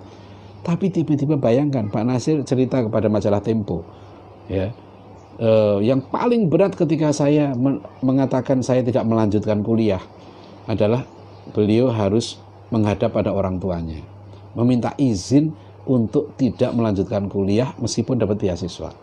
Kalau sekarang ini mungkin orang tuanya stres, ya, punya anak yang sudah waktu itu begitu hebat seperti Natsir, ya, tiba-tiba dapat kesempatan kuliah ke Belanda, ke Jakarta, nggak diambil. Dan kemudian yang lebih fantastis, Pak Nasir nanti memilih langsung terjun sebagai guru. Beliau katakan nanti saya langsung lebih tertarik untuk menyelesaikan masalah umat. Beliau sebagai guru di SMP Belanda di Mulo tanpa dibayar. Ya, dan lebih hebat lagi nanti beliau memilih langsung berguru kepada tokoh-tokoh ini. Jadi Pak Nasir itu secara pendidikan itu ideal, maka jangan heran ya kalau yang mengaku sebagai murid Pak Nasir itu sekarang ini kualitasnya bukan sembarangan. Profesor Amin Rais, Profesor Yusril Iza Mahendra, ya, Profesor A.M. Saifuddin, ya, Syafi'i Ma'arif dulu kan, Profesor dulu Dr. Kuntowijoyo almarhum. Tokoh-tokoh hebat intelektual muslim di negeri kita ini, itu kalau dilihat itu di disertasinya Dr. Yudi Latif, ya, itu muaranya ke Pak Nasir, ya, artinya mereka itu semua menokohkan Pak Nasir. Nah itulah wawancara penting Pak Amin Rais dan kawan-kawan, ya, Pak Amin Rais, kemudian Dr. Watik Pratiknya dan sebagainya gitu ya, Said Tuhulili almarhum juga, itu beberapa tahun sebelum Pak Nasir meninggal, mereka ini mau wawancarai Pak Nasir.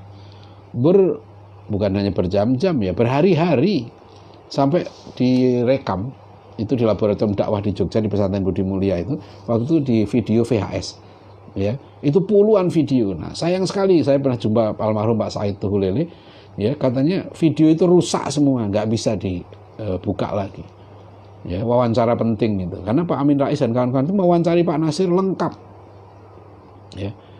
Nah itu, jadi sayang sekali itu. Video itu rusak. Yang tersisa satu buku kecil judulnya Pesan Perjuangan Seorang Bapak. Nah itu saya sudah tulis, ada bukunya mana ini ya, buku Pak Nasir yang Pesan Perjuangan Seorang Bapak itu. Nah saya waktu ini buku kecil saya judulnya Indonesia Masa Depan Prestasi Peradaban Islam, ya. Ini saya sampaikan waktu orasi ilmiah, tasyakur orasi ilmiah tahun 2009, 18 April 2009 di Dewan Dakwah Islamiyah Indonesia. Ya, jadi waktu saya lulus doktor, tasyakuran di Dewan Dakwah, saya meluncurkan buku ini, ya, tulisan saya, pidato saya. Ini sepenuhnya saya mengutip, ya, pemikiran Pak Nasir, pesan Pak Nasir, ya, kepada Pak Amin Rais dan kawan-kawan itu di buku Pesan Perjuangan Seorang Bapak itu. Ya. Apa di situ kata-kata Pak Nasir yang penting? Pertama misalnya Pak Nasir mengatakan kita jangan minder menghadapi peradaban Barat. Beliau menggelorakan betul semangat bagaimana Islam itu umat yang mulia. Dan ada 3 tantangan dakwah yang penting, ya, di Pak Nasir, bagi Pak Nasir tantangan dakwah. 1 adalah kristenisasi, Ya, bagaimanapun juga misi Kristen ini bagi kaum misionaris, ya, apalagi kaum evangelis, kaum Kristen kanan, ya, itu adalah kewajiban mereka. Sama dengan kita umat Islam berdakwah. Jadi misi Kristen itu kita misalnya minta orang Kristen jangan menjalankan misi dong, nggak bisa, itu misi mereka. Maka nanti yang dilakukan Pak Nasir adalah mengikat perjanjian. Bagaimana kita punya kode etik menyebarkan agama kita di Indonesia. Karena Kristen agama misi sebagaimana Islam. Kristenisasi ini tantangan dakwah yang berat. Ya, kemudian yang kedua adalah sekularisasi. Pak Nasir itu sangat peduli dengan soal sekularisasi dan liberalisasi. Ya, bisa dibaca di disertasi doktornya Muhammad Kamal Hasan, ya, yang menyebut bagaimana Pak Nasir sedih sekali gitu ya, dengan ide pembaruan Islam, ide liberalisasi Islam tahun 70-an itu, ya.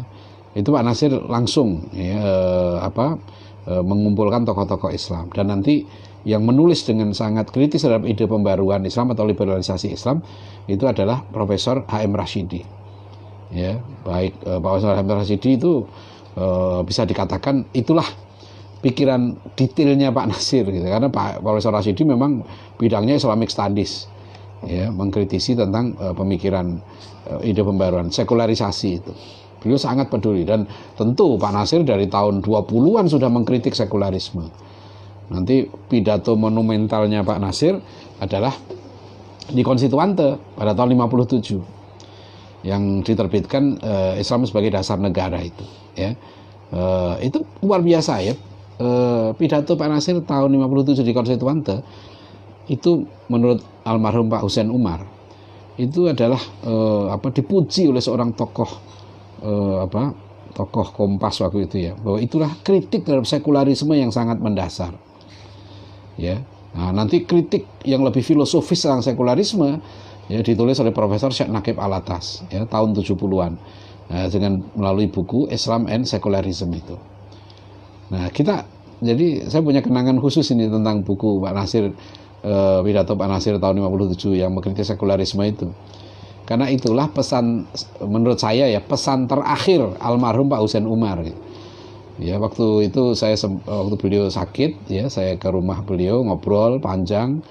Nah, di akhir obrolan saya dengan Pak Hussein Umar itu, ya, beliau waktu itu sudah batuk-batuk. Saya lihat habis operasi jantung di Malaysia. Pak Hussein Umar tuh tanya ke saya begini, Adian, kamu sudah punya bukunya ini belum? Buku yang pidato Pak Nasir itu. Saya bilang belum, Bang. Langsung beliau masuk kamar, diambilkan buku itu, dikasih ke saya. Dan setelah itulah Pak Hussein Umar, setelah ketemu saya pagi itu, ya, saya kemudian setelah itu saya ke Keramat Raya, ke Dewan Dakwah Islamiyah Indonesia, saya sampaikan ke teman-teman, ya, kita harus segera tulis biografinya Pak Hussein Umar, ya. Ternyata itu terakhir, ya, saya ketemu Pak Hussein Umar. Jadi kata anaknya setelah ngobrol dengan saya itu, Pak Hussein Umar langsung sakit, ya, kemudian tidak sadarkan diri, dibawa ke rumah sakit, dan besoknya sudah meninggal, ya. Beliau luar biasa, seorang pejuang Islam yang hebat, ya, almarhum Pak Hussein Umar. Jadi saya sempat ketemu terakhir dengan Pak Hussein Umar nih sebelum beliau masuk rumah sakit itu. Nah, yang diminta baca kepada saya oleh Pak Hussein Umar itu adalah buku ini, pidato Pak Nasir tahun 57 itu. Ya, silahkan dibaca itu sangat menarik. Itu pidato Pak Nasir yang mengkritik sekularisme, ya, dengan sangat mendasar. Ya, itu jadi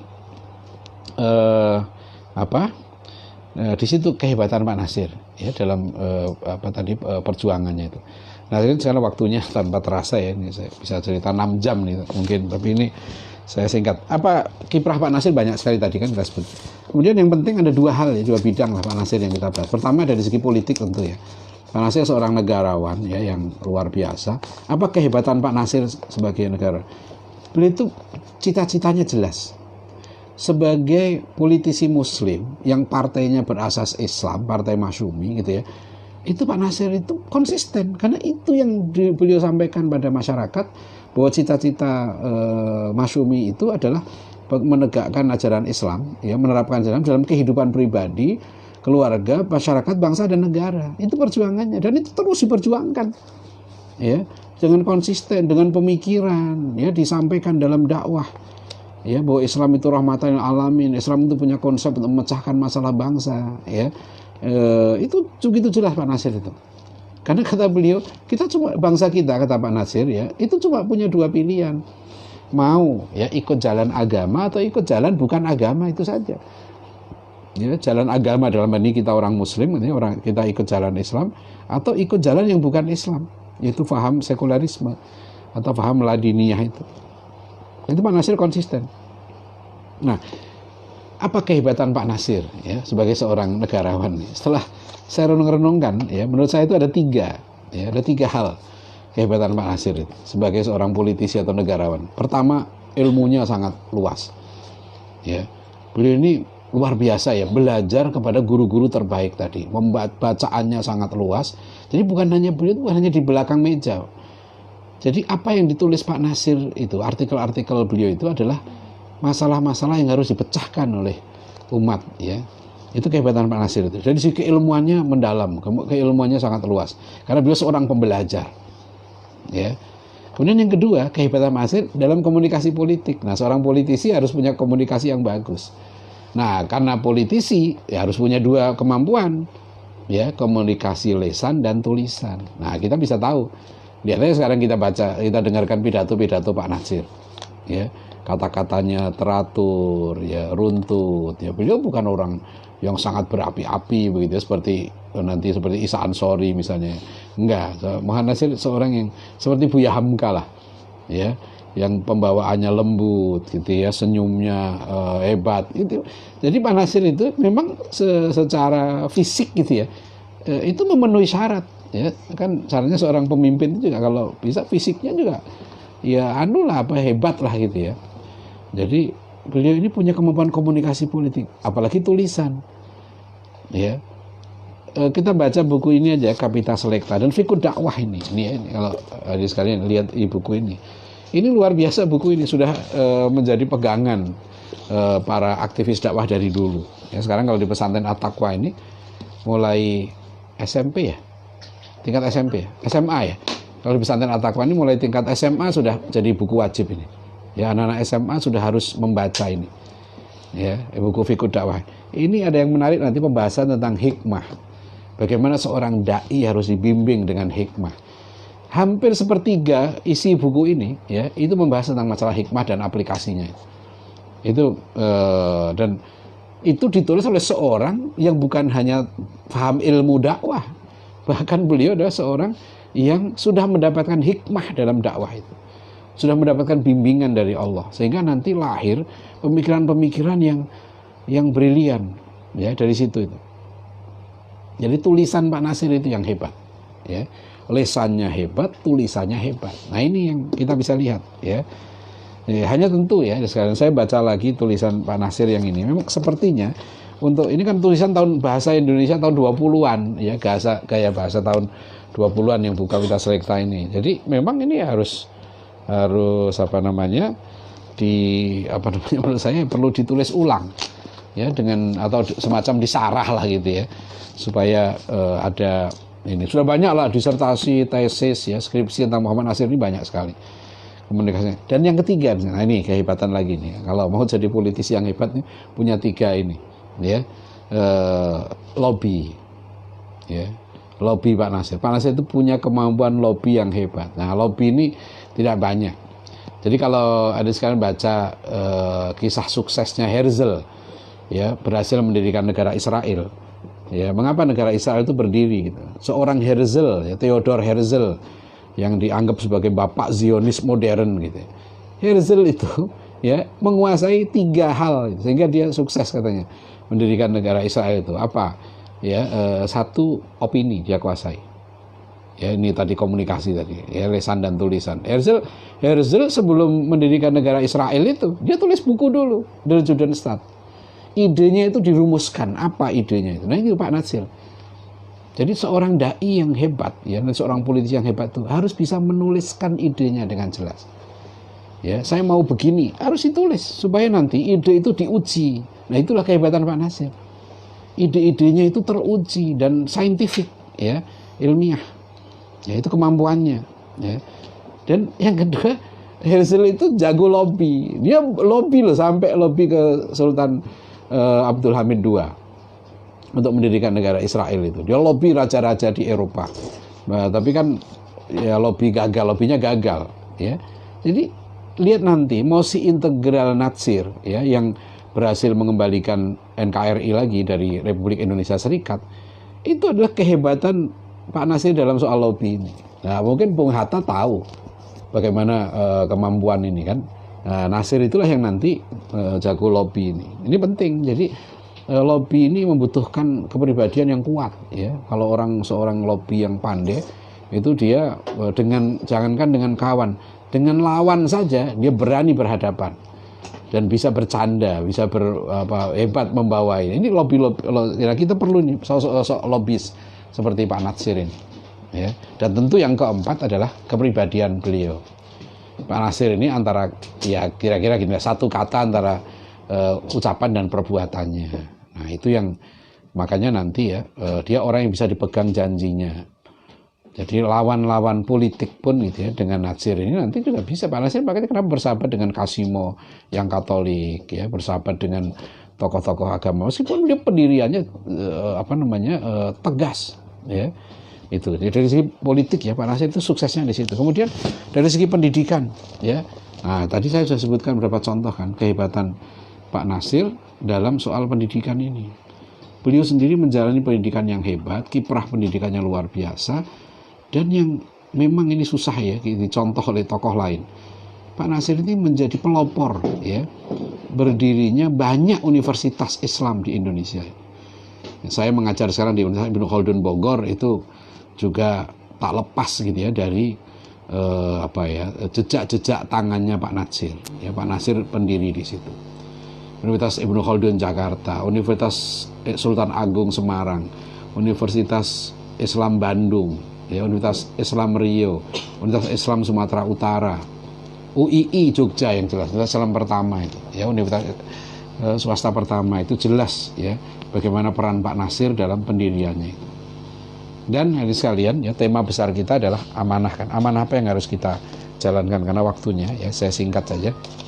Kalau kita baca nih sekalian, ya, di sini di buku artikel-artikel Pak Nasir ini tentang, ada satu artikel penting di sini, ya, ini yang harus menjadi amanah perjuangan. Ini harus, menurut saya harus kita lanjutkan, ya. Pertama, pemikiran Pak Nasir tentang pendidikan. Lihat di sini ada artikel Pak Nasir tentang judulnya Ideologi Pendidikan Islam. Nah, di sini Pak Nasir, ya, bahwa lembaga pendidikan yang dicita-citakan Pak Nasir itu harus melahirkan Abdullah, hamba Allah. Dan untuk menjadi hamba Allah, ya, beliau katakan, ya, inilah Islamistis pedagogis ideal, ya, cita-cita pendidikan Islam yang gemerlapan, yang harus memberi suar kepada tiap-tiap pendidik muslimin dalam mengemudikan perahu pendidikannya. Apa itu? Melahirkan Abdullah, hamba Allah, itu katanya. Ya, sekurangnya sifat-sifat dan amalannya seorang yang punya derajat hamba Allah.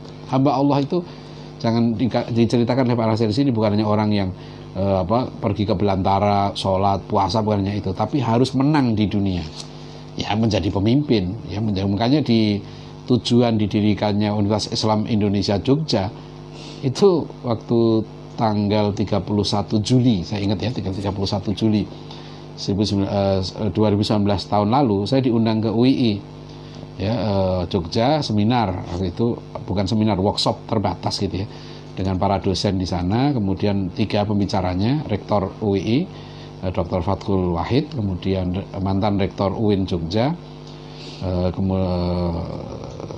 saya lupa sebelum Profesor Amin Abdullah, kemudian saya sendiri di situ, ya, kita membahas tentang konsep universitas atau pendidikan Islam ideal. Dan di situ saya juga baru paham, ya, di situ dipaparkan oleh Pak Rektor bahwa ternyata UII itu didirikan, nggak ada satupun, kata beliau, dari tujuan UII Universitas Indonesia itu mencetak pekerja atau karyawan, itu nggak ada. Di situ tujuannya melahirkan pemimpin, melahirkan ulama, melahirkan pejuang, melahirkan orang-orang yang ilmunya bermanfaat dan sebagainya lah, menjadi pusat ilmu pengetahuan. Jadi tujuannya itu luar biasa. Nah ini menurut saya ini amanah Pak Nasir yang penting bahwa lembaga-lembaga pendidikan kita, apakah sekarang ini STID Muhammad Nasir, apakah sekarang ini sekolah-sekolah Muhammad Nasir, ataukah kampus-kampus yang dulu Pak Nasir ini, itu nggak bisa tidak. Amanah Pak Nasir adalah harus ya melahirkan Abdullah, melahirkan hamba-hamba Allah yang soleh, ya. Ya, karena itulah beliau berjuang bahwa kampus-kampus Islam ini beda dengan kampus-kampus sekuler, gitu. Ya, jangan sampai sama. Kalau itu sama saja, ya menyalahi amanah Pak Nasir itu.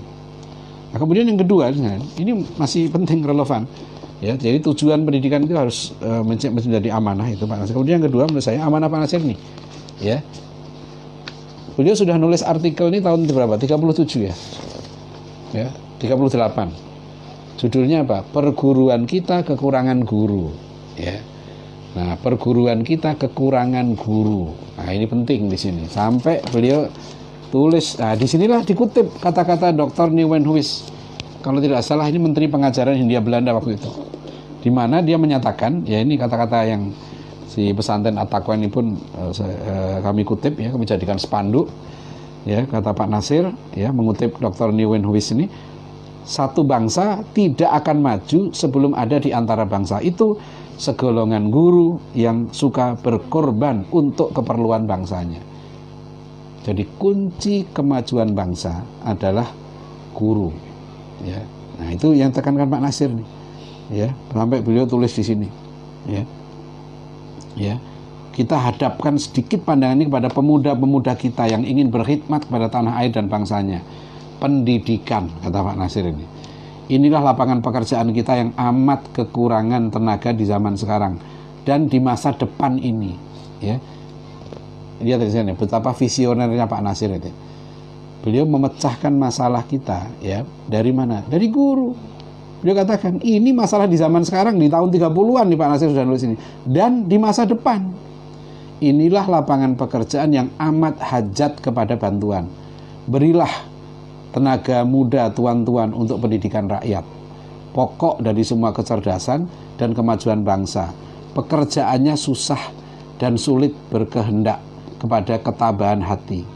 Kalau tidak tuan-tuan yang muda-muda yang mau bersukar, bersulit dan bertabah hati, ya, bertabah hati itu siapa lagi?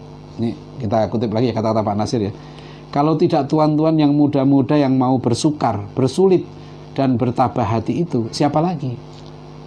Ya, supaya bapak-bapak kita yang tua-tua kiranya sudi pula mengerahkan anak-anak kemenakan mereka menyeburkan diri, ya, dalam kalangan rakyat, mengerahkan mereka memasuki sekolah-sekolah guru yang ada, baik kepunyaan pemerintah maupun tidak, asal dengan cita-cita akan bekerja di barisan rakyat, bukan di belakang loket kantoran mereka. Nah ini kata Pak Nasir, niatnya jadi guru berjuang gitu di tengah rakyat, ya, supaya orang tua-tua kita menambah banyaknya sekolah-sekolah guru swasta kita.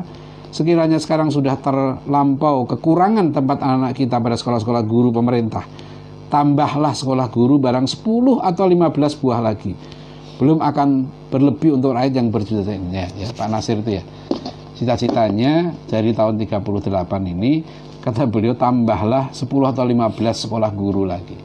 Nah tentu ada sekalian kita melihat situasi sekarang, tapi ini penting karena amanah ya untuk melahirkan guru-guru terbaik inilah. Ya kami pernah Dewan Dakwah waktu itu ya dengan Pak Suhadak Bahri. Dewan Dakwah itu sama kita sekarang juga mencetak guru, meskipun namanya Sekolah Tinggi Ilmu Dakwah Nasir, yang kita lahirkan juga guru di Dewan Dakwah ini. Ya, dan juga kita guru-guru rakyat karena mereka mengajar masyarakat, itu guru. Pak Nasir sendiri bukan jadi kalau dibayangkan guru gitu ya, jangan dianggap bahwa dia harus berlatar belakang pendidikan apa tarbiyah atau guru, nggak harus begitu. Yang penting dia mengajar. Ya, itu kan juga begitu cita-citanya Kiai Haji Imam Zarkasi ya, sampai beliau marah kalau ada lulusan Gontor yang nggak ngajar, ya kan, mati kamu kata Kiai Imam Zarkasi. Jadi itu penting ya kalau diingatkan oleh Pak Nasir tentang soal guru ini. Ya. Nah itulah sekalian. Saya kira inilah ya amanah ya Dan tentu ya dari di lapangan politik ya dan sebagainya itu Pak Nasir juga tetap peduli ya. Beliau kan beliau ini seorang negarawan, tapi contohnya begini ya. Saya dapat cerita dari banyak tokoh-tokoh Dewan Dakwah bahwa Pak Nasir itu meskipun disakiti ya, dianiaya oleh pemerintah Orde Lama dan Orde Baru, tapi ketika pemerintah Orde Baru membutuhkan ya kan bantuan Jepang untuk investasi di Indonesia, Pak Nasir itu sangat dekat dengan Perdana Menteri Jepang waktu itu, yaitu Takeo Fukuda kalau tidak salah. Pak Nasir itu sampai membantu menuliskan memberi jalan bagaimana pemerintah Orde Baru waktu itu bisa berhubungan dengan Jepang itu sosok negarawan. Jadi sosok negarawan itu begini, bukan ya saya disakiti, saya rusak, makanya semua harus rusak, nggak begitu. Pak Nasir itu berpikir ya bagaimana ya masyarakat ini ya siapapun meskipun pemerintahnya tidak baik, tetap kan rakyat itu lebih penting difikirkan ya. Kalau negara rusak kan rakyat yang rusak. Itu pemikiran negarawan itu ya, seperti itu.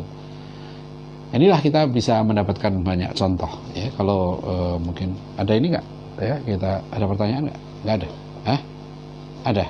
Ada bacain satu dari Amrullah Sumeneb Madura. Wah, Mas Amrullah ini lama nggak ketemu nih kita ya. Saya minum dulu Mas. Ustaz, bagaimana untuk melanjutkan pesan-pesan Pak Natsir kalau kita belum kenal beliau? Saya sendiri pernah dengar nama Pak Natsir hanya sekedar. Yang saya kenal lebih banyak tentang Pak Natsir setelah saya kenal Ustaz Adian. Kalau boleh tahu, kontribusi Pak Natsir di Pulau Sapeken itu apa saja? Kenapa hanya Pulau Sapeken? Dan apakah ada di Pulau Sapeken tersebut penerus dakwah Pak Natsir? Karena di Sumeneb ada banyak pulau terpencil seperti Kangean, Gili Iyang, Gili Manuk, dan lain-lain. Ya, jadi di Pulau Sapeken masih ada sekarang Ustadz Dailami di sana tokohnya. Mungkin sudah sangat sepuh beliau. Ya, itu beliau cerita, dari beliau itu saya dengar cerita bahwa beliau dulu ya hijrah ke Sapeken itu atas saran Pak Natsir. Gitu ya. Nah, itu contoh saja bagi maksud saya. Orang-orang waktu itu menjadikan Pak Nasir sebagai rujukan dakwah. Dan satu lagi nanti yang hebat dengan sekarang, Pak Nasir itu tokoh yang integratif ya. Saya ketemu misalnya kalau kita di Dewan Dakwah itu unik kan. Pak Nasir itu kan Persis, kalau seperti taruhlah sekarang dekat-dekat Wahabi lah gitu ya, Muhammadiyah pembaru kan Persis, tokoh Persis juga Pak Nasir itu. Tapi yang mengagumi Pak Nasir itu termasuk tokoh-tokoh yang sekarang kita bilang NU, misalnya kalau di NTB itu Nahdlatul Wathon. Itu mengikuti secara politik, ikut Masyumi, ikut Pak Nasir. Di Kampar ya, saya di sana pesantren Al Badar, itu kakek pendiri Al Badar ini itu seorang ulama di sana, saya lupa namanya, seorang ulama yang terkenal mendirikan pesantren di sana, dan pesantren itu yang nanti melahirkan banyak ulama dan cendekiawan di Riau itu. Salah satunya kalau di Riau kenal Dr. Mawardi misalnya, ya alumni Madinah. Itu alumni dari pesantren yang didirikan oleh ulama ini. Nah, ulama ini secara ibadah itu tradisional. Tapi beliau itu katanya, kata cucunya yang cerita ke saya, itu kakek saya itu pengagum Pak Nasir betul. Pak Nasir ada di mana berapa ratus kilo, dikejar sama kakek saya itu. Dan kakek beliau ini luar biasa mendirikan pesantren ya, kalau sudah tingkat akhir aliyah, semua pelajaran itu yang pegang kakeknya itu. Bahasa Arab, fikih, akidah itu kakeknya semuanya pegang. Dan nanti yang melahirkan banyak ulama di Riau itu. Jadi saya bayangkan ya, sosok Pak Nasir ini, nah di Jakarta kita ingat kan, seperti sekarang ini ya, bersama kami di Dewan Dakwah itu ada Ki Haji Abdul Rashid Abdullah Syafi'i, putra jadi Ki Haji Abdullah Syafi'i, ulama besar Betawi. Kan secara ibadah beliau tradisional ya, tapi kami sama-sama di Dewan Dakwah, di Badan Pembina ya. Jadi itu ya kemampuan Pak Nasir gitu ya, masalah furu'iyah ya, ini juga nanti menjadi satu catatan. Nah, memang ya kalau saya ya bagaimana di pulau-pulau lain saya belum tahu ya. Bisa dihubungi nanti Ustadz Dailami, saya pun nggak ada kontaknya sekarang ini. Nah, Pak Nasir banyak sekarang tulisan-tulisan ya, dari beberapa buku Pak Nasir ini aja, tapi kalau buku ringkas ini yang saya tulis, buku ini Pemikiran dan Perjuangan Muhammad Nasir ya, dan Hamka dalam Pendidikan. Ini bisa dibaca lebih ringkas. Ya, yang lebih lengkap lagi ya buku ini ya, bukunya Pak Lukman Hakim, ini biografi Pak Nasir. Ini juga buku yang mudah dibaca, ada banyak ya, mungkin 20-an. Kalau mau baca tulisan langsung Pak Nasir ya ini Kapita Selekta yang utama ya, ada 3 jilid ini, kemudian Fiqhud Dakwah dan sebagainya, ada Islam dan Kebudayaan ya, dan sebagainya. Karya-karya Pak Nasir banyak sekali ya.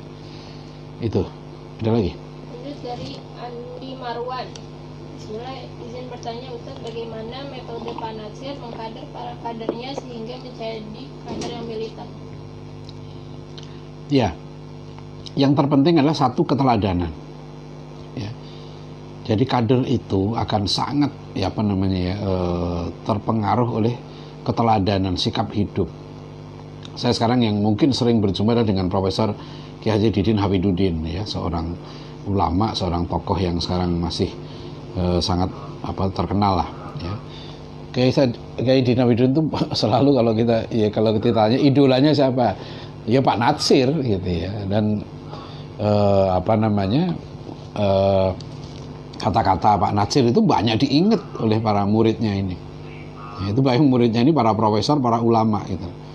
Jadi keteladanan yang pertama yang penting. Yang kedua, yang Pak Nasir itu hidupnya itu selalu memikirkan masalah umat. Jadi kalau kita ketemu dengan orang seperti Pak Nasir ini gitu ya, nah nanti kita juga ketemu dengan para muridnya, kita akan merasakan mereka itu berpikirnya itu selalu umat itu, ya. Jadi bahkan mungkin ya bisa dikatakan kurang berpikir untuk keluarganya, ya. Pak Nasir itu luar biasa, jadi selalu yang dipikirkan bagaimana umat bangsa Indonesia ini terus gitu. Nah itulah yang nanti menginspirasi. Jadi sebagai guru ideal ya, Pak Nasir itu sangat memenuhi syarat. Ya, tentu yang ketiga adalah keluasan ilmu. Ya pengalaman saya gitu ya, pengalaman saya ketemu Pak Nasir itu kelihatan Pak Nasir itu orang yang saya dengar juga dari banyak murid beliau. Pak Nasir itu orang yang mau mendengarkan. Dia sabar gitu mendengarkan. Bahkan kata muridnya begini, saya kadang-kadang nggak sabar. Ada orang ya, orang daerah datang ke rumah Pak Nasir, tamu yang lain, orang-orang pejabat sudah ngantri gitu. Itu orang ini cerita aja gitu ya. Hal-hal yang menurut ini sepele, tapi Pak Nasir itu mendengarkan, saya sabar gitu. Ya, beliau orang yang mendengarkan itu. Nah, itulah yang mengapa nanti murid-murid ini sangat kagum dengan Pak Nasir. Yang ketiga tentu Pak Nasir ini disiplin. Ya, sampai kadang-kadang kedisiplinan beliau, kalau beliau kan datang gitu. Saya dengar cerita dari seorang yang pernah bekerja dengan Pak Nasir di Dewan Dakwah. Pernah beliau ini ingin gitu ya, saya murid Pak Nasir nih, saya pengen sekali-sekali lah mendahului Pak Nasir gitu. Dia datang ke kantor itu. Perasaan dia sudah pagi itu datang ke kantor itu. Tahu-tahu di situ sudah ada Pak Nasir di ruang sebelah katanya. Jadi dan kadang-kadang sampai Pak Nasir itu lupa gitu. Kalau bekerja itu kalau sampai larut malam di kantor itu. Nah, ini ada cerita yang kurang baik tapi lucu lah cerita ini. Karena pegawai Dewan Dakwah ini gitu ya, staf Pak Nasir ini dia ada keperluan. Nah, Pak Nasir itu nggak pulang-pulang gitu loh. Akhirnya dibilang sama Pak Nasir, Pak ada telepon dari Umi gitu ya. Bapak diminta pulang. Nah, Pak Nasir kalau sudah dibilang Umi maksudnya istrinya Pak Nasir. Nah, itu Pak Nasir itu begitu. Sama istrinya luar biasa beliau ini, ya. Katanya kalau sudah Umi telepon gitu ya, udah Pak Nasir pulang. Nah, itu diakali katanya dia. Kita akal Pak Nasir suruh pulang Umi, itu pulang Pak Nasir itu. Nah, itu baru pulang itu. Ya, itu contoh. Kenapa nanti ya, murid-murid Pak Nasir itu begitu kagum sama beliau. Jadi memang ilmunya luas, perhatiannya luar biasa ya kepada masalah-masalah umat ya. Dan beliau tadi itu ngasih contoh, berikan keteladanan. Nah, ini jadi selalu menjadi yang beliau itu seperti mata air gitu ya. Banyak hal-hal yang bisa kita teladani. Nah, juga tapi begini juga ya. Apakah Pak Nasir nggak punya kekurangan? Ya nggak ada manusia nggak punya kekurangan. Ya, saya juga tahu. Tapi untuk apa kita bahas? Ya. Kekurangan beliau itu tidak mengurangi ya kebesaran ya kecerdikan itu. Beliau sekarang sudah melakukan sesuatu yang besar. Beliau sudah mempertanggungjawabkan amal perbuatan beliau ya kepada Allah ya, seperti makanya di buku Fiqhud Dakwah ini beliau mulai dari khutbatul wada, ya. Jadi Pak Nasir itu mulai panggilan dakwah itu ya Rasulullah sudah menyampaikan setiap pidato di khutbatul wada, pidato perpisahan Rasulullah, selalu beliau berulang kali mengatakan, Allahumma qad ballaghtu, Allahumma fashhad. Ya Allah, sungguh telah aku sampaikan, ya Allah, saksikanlah, ya, fashhad. Nah, Pak Nasir mengambil dari situ. Jadi beliau itu meletakkan dirinya, gitu ya. Ya, inilah Rasulullah sudah memerintahkan begitu, sampaikan dakwah. Nah, saya sudah sampaikan dakwah itu. Beliau sampaikanlah dakwah kepada para penguasa yang menzolimi beliau juga. Terus beliau berdakwah tidak berhenti, ya. Bagaimana sikap beliau ketika beliau mendukung Ijmi misalnya. Meskipun beliau disakiti oleh pemerintah Orde Baru, tapi ketika Orde Baru waktu itu menunjukkan sikap-sikap yang akomodatif terhadap aspirasi Islam, Pak Nasir mendukung, tidak, karena kepentingan beliau bukan pribadi. Di situ letak Pak Nasir. Pak Nasir sudah melakukan sesuatu, ya, untuk meletakkan satu landasan penting, pondasi dalam dakwah ini. Nah, kita sekarang melanjutkan amanah-amanah beliau tadi itu. Makanya kalau misalnya dalam bidang politik, apakah kita mau melanjutkan Pak Nasir dalam bidang masyumi? Nah, kita perlu perhatikan betul masalah politik ini. Kalau mau sukses dalam berpolitik, ya bentuk dulu politisinya. Siapa yang mau terjun di dalam, kita mau bikin partai politik ini, siapa yang mau terjun dalam bidang partai politik ini? Kepribadiannya harus zuhud. Kalau masih hubud dunia, cinta jabatan, rebutan kursi, udah deh, jangan. Itu merusak nanti yang begitu-begitu. Ya, ini contoh Pak Nasir itu. Kepribadiannya yang penting itu. Yang kedua, benar dia menjadi contoh. Kemampuan berkomunikasi harus dilatih. Sekarang kalau ditanya, di mana kita mendidik para politisi muslim itu? Ya, jadi nanti jangan sampai sudah terjun ke politik ngawur. Ya, hidupnya nggak bisa jadi contoh, rebutan kursi sama teman saling jegal. Nah, itu nanti sudah bilang mau melanjutkan perjuangan Pak Nasir, nggak jadi contoh, malah malu-maluin. Ya, jadi harus dilanjutkan dalam semua bidang. Pak Nasir itu dalam bidang kesehatan ya mikirin, pendidikan ya dipikir, sosial, budaya pun Pak Nasir juga mikir itu ya. Masalah politik apalagi Pak Nasir sangat serius di situ. Tapi kalau kita mau mengikuti jejaknya Pak Nasir tadi itu, ya, lihat sosok beliau ini. Ya, beliau betul-betul orang yang berpolitik dengan ilmu, berpolitik dengan hikmah, berpolitik dengan contoh, dengan keteladanan. Ya, hidup beliau itulah yang menjadi contoh. Nah, itu yang penting. Itu ya, sekalian, sudah waktunya. Masih ada lagi? Satu lagi, Bapak lewat sedikit. Ya. Dari Kamaluddin Ar-Rahi, para tokoh hidup dengan didikan guru-guru hebat. Pertanyaannya, bagaimana menemukan guru-guru hebat itu hari ini, dan adakah karakteristik cara mencari guru sebagai mentor? Nah, itu guru-guru hebat itu gampang, insya Allah. Pertama ya minta petunjuk sama Allah cara menemukannya. Ya, pertama kita ikhlas karena Allah sudah berjanji, man jahadu fina lanahdiyannahum subulana. Siapa yang betul-betul mencari petunjukku, ya pasti akan aku beri petunjuk itu. Nah, itu janji Allah. Jadi nggak usah khawatir. Jadi kalau Anda serius betul ya mencari guru itu, minta petunjuk sama Allah, serius. Baca, nanti Allah akan berikan petunjuk. Saya pribadi alhamdulillah ya sejak saya lulus SMA gitu ya, tiba-tiba saya masuk IPB ya karena kita sudah baca tulisan Pak Nasir, sudah ada tulisan Hamka.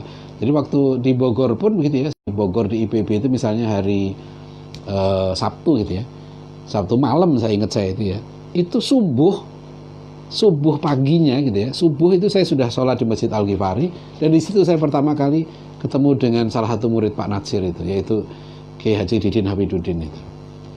Beliau jadi imam sholat waktu itu. Jadi kita kalau sudah ada tujuan ya, nanti Allah akan pertemukan dan nanti nyambung tuh frekuensinya gitu. Kalau sudah nggak nyambung frekuensinya, ketemu juga nggak peduli karena dia di kepalanya sudah bukan itu ya.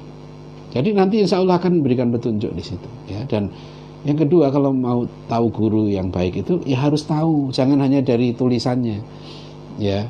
Datangi guru itu, kenali kehidupannya, kenali pemikirannya, tanya kepada teman-temannya. Karena guru apalagi dalam soal pendidikan ya, soal dakwah ini, itu harus orang yang bisa dijadikan contoh, bisa dijadikan teladan. Ya, itulah yang tadi dialami oleh Pak Natsir. Sekarang alhamdulillah banyak, insya Allah banyak. Saya alhamdulillah keliling di ratusan pesantren, ratusan sekolah-sekolah Islam. Ya, saya ketemu dengan banyak sekali guru-guru yang muda, yang ikhlas, ya, yang sudah senior, yang sudah tua. Terus kita belajar dari banyak orang. Ya, seperti Pak Natsir ini, selalu belajar dan niatnya yang penting itu, niat cari ilmunya itu berat. Jadi kalau kita lihat Pak Natsir itu yang sangat penting adalah beliau belajar agama itu bukan untuk niat apa-apa, bukan niat mau dapat ijazah, mau dapat gelar, ya, mau dapat cari pekerjaan di situ, enggak. Betul beliau belajar karena ingin, ya, menjadi hamba Allah tadi itu, menjadi orang baik, menjadi orang yang bisa memperjuangkan agama Allah dengan sebaik-baiknya. Nah, itu yang penting, ya. Maka lembaga pendidikan kita pun ya harus berusaha untuk mengikuti jejak pemikiran dan langkah perjuangan Pak Natsir ini. Demikian ya hadirin rahimakumullah, Bapak Ibu hadirin sekalian, mudah-mudahan bermanfaat. Ini maaf kuliah dadakan 112 tahun ya Pak Natsir ini. Mudah-mudahan sekali lagi kita bisa mengambil keteladanan dan hikmah dari kehidupan dan perjuangan beliau. Ya, billahi taufik wal hidayah. Wassalamualaikum warahmatullahi wabarakatuh.